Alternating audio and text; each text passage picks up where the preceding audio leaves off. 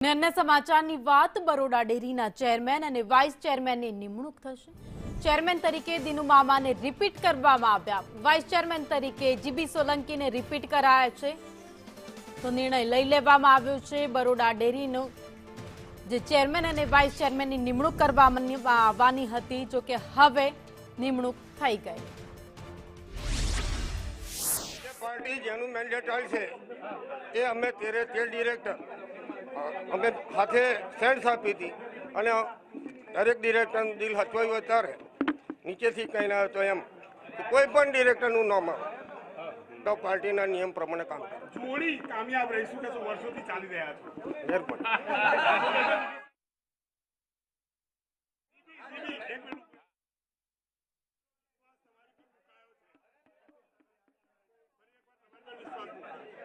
बस हमारा पर भारतीय जनता पार्टी गुजरात प्रदेश द्वारा पुनः विश्वास મૂકવામાં આવ્યો છે। અમારામાં અમારા 13 ડિરેક્ટરોએ, તમામ પશુપાલકોએ, વડોદરા જિલ્લા અને છોટાઉદેપુર જિલ્લાના આગેવાનોએ જે વિશ્વાસ મૂક્યો છે અને મને અને દિનુ મામાને પુનઃ આ જવાબદારી સોંપી છે તે બદલ સૌનો આભાર માનું છું।